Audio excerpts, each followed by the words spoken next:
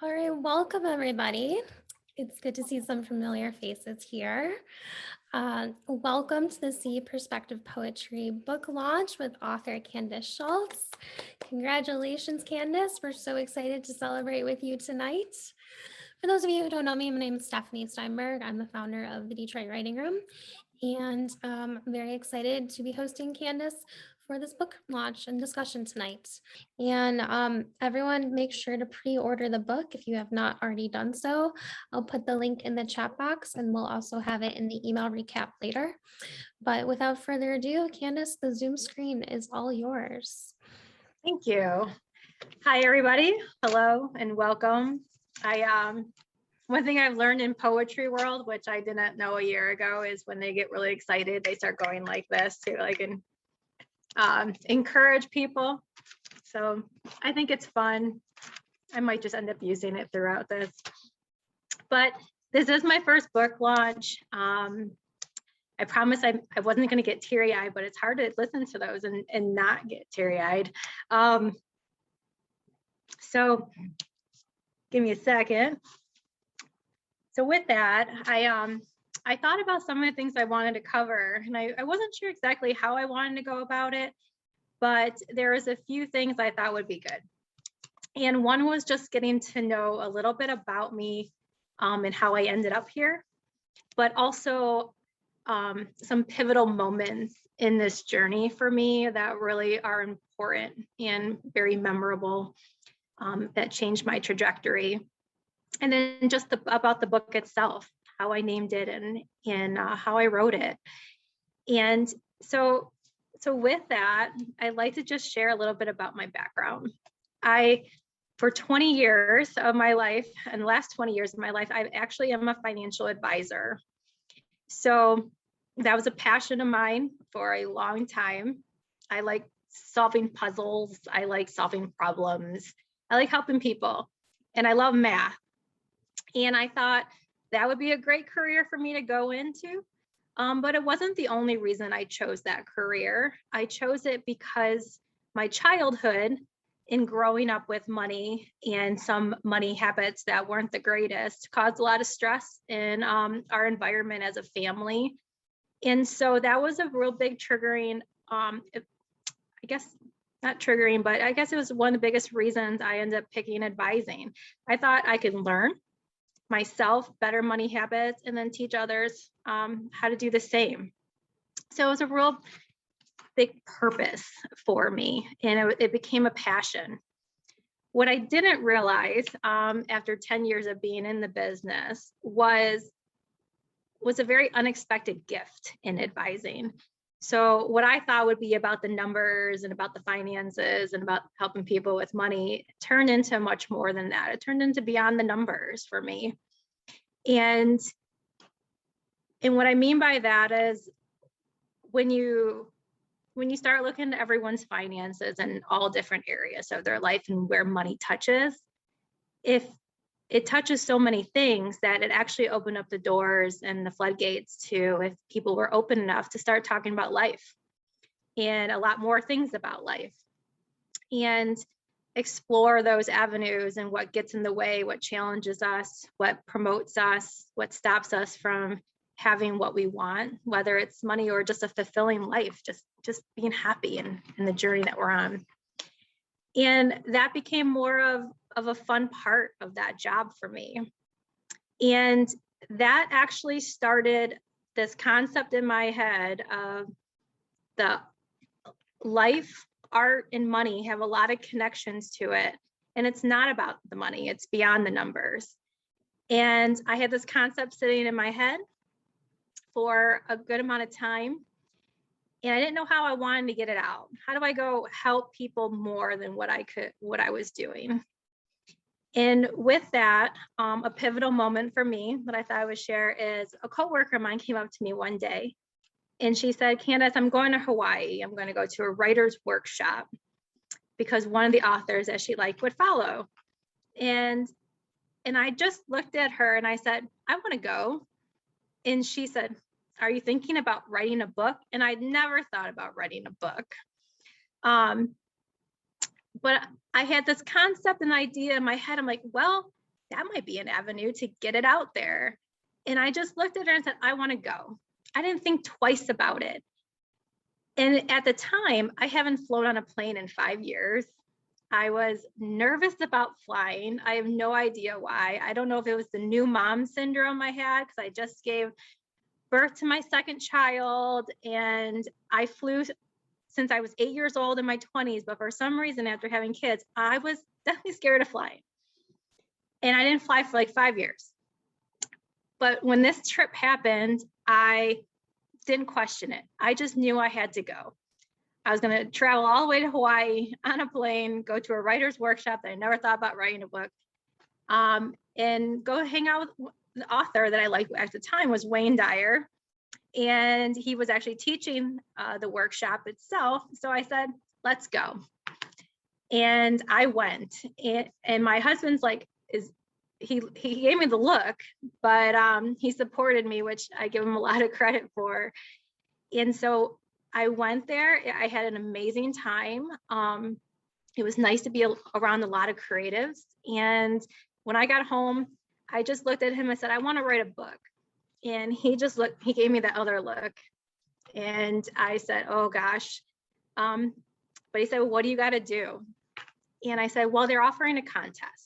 The workshop was, so that if you are the first one picked, you could win a publishing contract with that publisher who hosted the contract, the workshop. I have 60 days to write a book proposal. So he said, okay, go for it.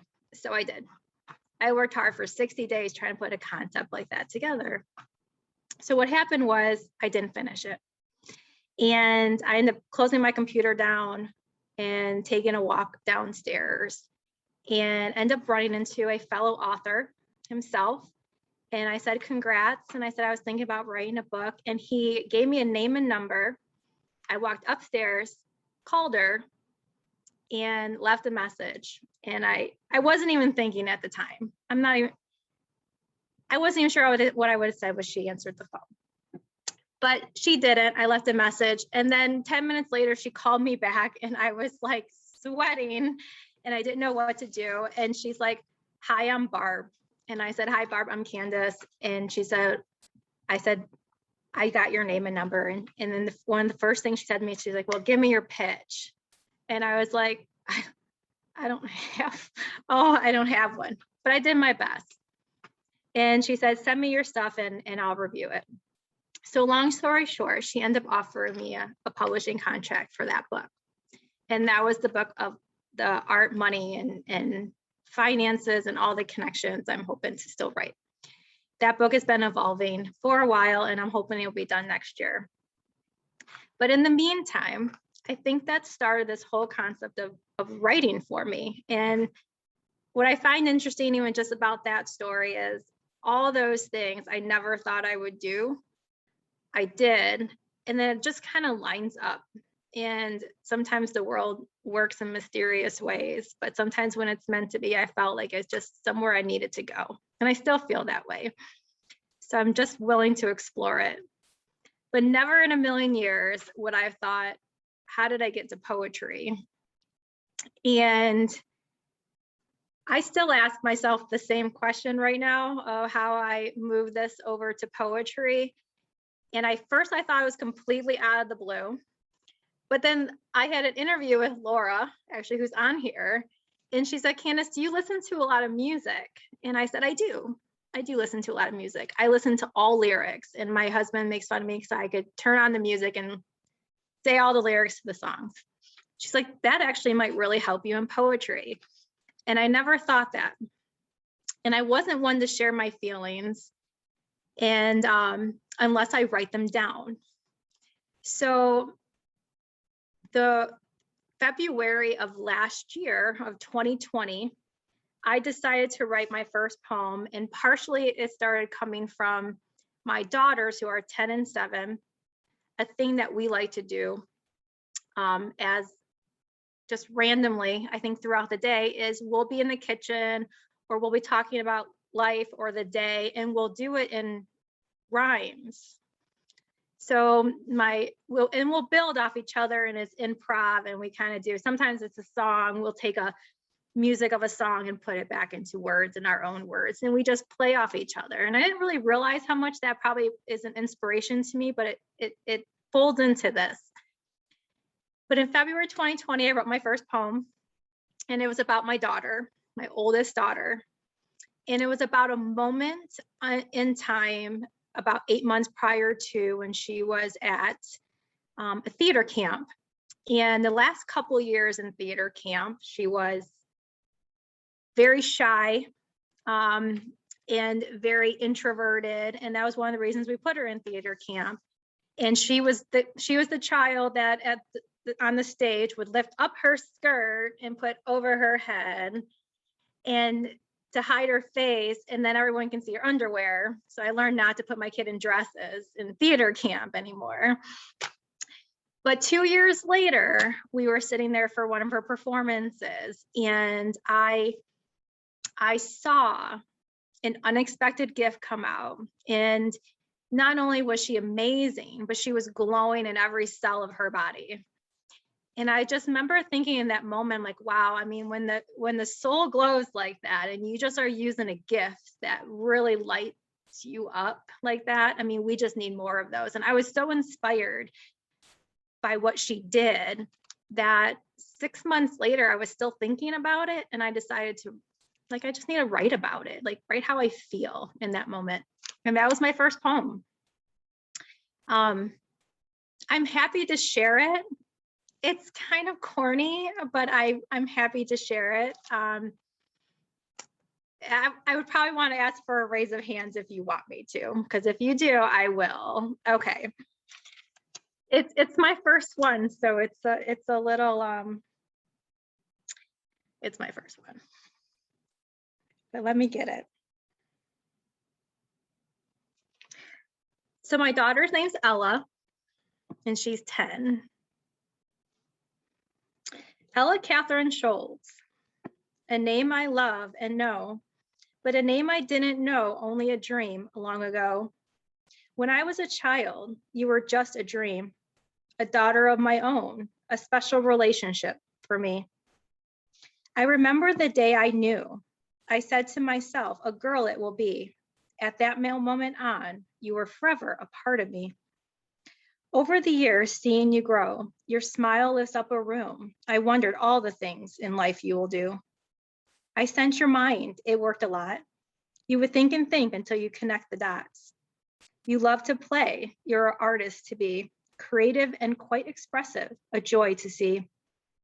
But the moment last year, I will never forget, the day you showed me one of your amazing gifts. You got on stage and shined your light. All the enthusiasm and effort, I saw a star that night. Your heart sang with joy while the audience was in awe. Who was that girl? Would she be a star? Wherever this road will take you, just know, you shine one of your gifts and never let that go. You have many more which make you, you. No matter what, let them come through. I hope you follow the roads to become the best you. So that was my first poem. Oh my God, you got the things, yes. So that was my first poem ever. And that was February of 2020. And then within 30 days later, COVID hit. And about 30 days after that, I started just as topics in life that I've been pondering for a while, I decided for the first time to let them just write them down on paper in a form of a poem. And what I realized in that journey of just doing that is for the first time ever, within 60 days, I wrote 30 poems. And they're quite lengthy. Once you get the book, you'll notice they're probably like 2 to 3 pages a poem. And I wrote them at any point in time during the day. As someone said, I woke up at 2 o'clock in the morning. My husband would look at me and like, what are you doing? I'd be writing a poem. Or I'd be after I do the dishes or the girls were in school, whatever I did, I would just sit and write for 20 minutes on the topic I was thinking and just let it all fly through. And I've never experienced this before, but when you're inspired, or when you go back in your life and you say those moments where you're like, wow, I was inspired to do that, I feel like it's easier to reflect back. But at the same time, this time was so different that I felt inspired to do it, but I was consciously aware of it happening at the time. And I've never really experienced that. And the joy I felt, and Susie says the giggles, I giggle after every poem. It was like a kid in a candy store. I didn't even know where it comes from. I just thought like, wow, that's fun to say it that way. And it just became a creative way.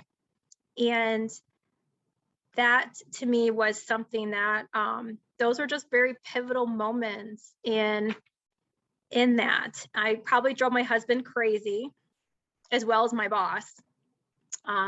Every time I had a new poem, I would ask, like, what are you doing? Would you like me to read it to you? And he's working from home and all that stuff. I'd be like, just 5 minutes, and every time, and most of the time he was really good with me. And then if he wasn't around, I was definitely already calling some of my friends, and some of you are on here, of, hey, I wrote a new poem. You want to hear it? And to me, that brought a lot of joy to me. It opened up the door to conversations and connections to people that during COVID was actually even more valuable, because we didn't have that. And it just opened up a whole new side of my life. So with that, that's how I got to writing this book, C. I named it C. And I remember calling the publisher to see if she was interested in this book. I never thought I had a chance, honestly, but the answer is always no unless you ask. And Laura probably knows that about me, because I'm tapping on her sometimes, like, hi, Laura. But I asked her if she was interested, and when she said yes, I was floored. And that was August of last year, and then it's December, so almost a year and a half later it took to put this in print. And it's been a journey ever since. I'm still evolving with it. There's so many things. I feel like this is just the beginning, and it just continues to, and I'm excited for that journey. But I named it C. And if anyone who gets to know me knows I like word plays, so I named it C, but my acronym for C is spiritually evolving every day, which you'll notice on my book, on the back part of the book. And I feel that's what I'm trying to do. And I did name it perspective poetry, and it's interesting because I know poetry, people say, yes, it's perspective, I got it. But there's something about the power to perspective to me that I just like to emphasize. And I chose C because this quote in my head wouldn't go away, and it was, how we see will determine who we will be. And I was in my rhyming moments, but it was also about perspective and the power of perspective. And knowing that each person comes and brings their unique perspective with what they've learned and where they come from. But even just one piece of information or one new way of looking at something can change that perspective and change that road and change that trajectory or change your decision. There's such a power to that. And that's what I like. I liked writing C because I thought it invited me. It also hopefully will invite others to go inward, a little more self-discovery, and work on, strengthening ourselves. And when we do that, I feel we can navigate, through the world a lot better and reach for those new heights, as Laura will always tell me. And, that was why I named it. But I was told to read a couple of poems, but I would like to read a poem. The poem I like to read you is one of my favorites. It is my favorite. It's the one I go to every time. It's called The Gallery, but I like to give a little background to this one, because the gallery is, if you can kind of picture walking into a gallery, but it's of your life. So all the paintings, all the pictures are either, relationship, places you've gone, experiences that you had. And it's a place that I actually do it myself. I've done it for years. I don't even know how I created it, but I just started it one day, and maybe in a meditation, I think maybe. And it was a time for me to rest. It was a time for me to reflect, and it was a time for me to reevaluate. And this concept to me stuck with me for so long that I ended up writing about it. And it's the one thing I wanted to share. So I'd like to share that poem with you. But what I'm going to ask you to do, if you don't mind, and bear with me, is I just want you to close your eyes. I would love you to close your eyes and imagine that you are in your own gallery. And start to imagine pictures of your own life in that gallery. And then I'm just going to read the poem to you while your eyes are closed, and I'm hoping that you are in that gallery. Hold on one sec.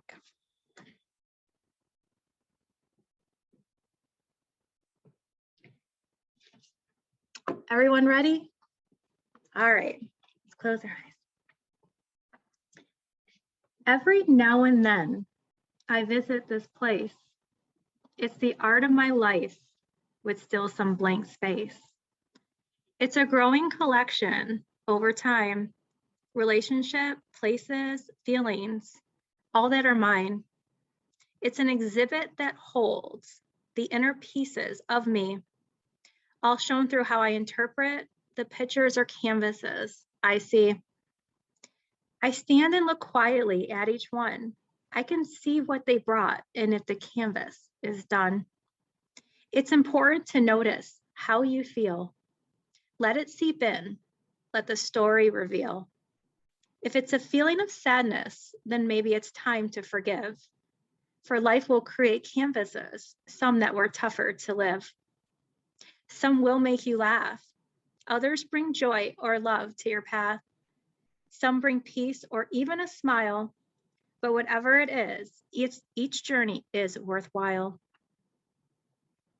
This place is a gallery full of canvases filled. Outcomes and experiences that once were active, now fulfilled. Some were still painting. Some were starting to set a new stage. Others might just be a thought for a dream another day. Whichever the scenario is, visiting the gallery is a time to look within. In those moments, you can change your life if the painting that was being created was one you didn't like. See it then, and it's okay to admit to yourself you could be approaching it the wrong way. Your feelings will tell you what you need to know and whether the outcome you wanted is what the canvas shows. If not, it's okay. It's just part of life. Ask yourself the next steps to take for the outcome you would like. Life is about growing from mistakes made thus far and from experiences that shape what your next canvases are. It's time to leave off to do. Go create the canvases you choose. Come back and visit, and then you'll see if your actions are changing the working canvas to be.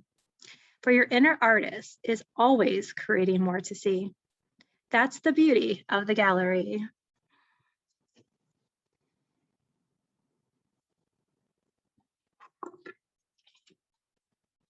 Yay, see, I like those, you know. I'm getting used to those. They had to teach me what those were in the beginning. So that's a little bit about me in some moments.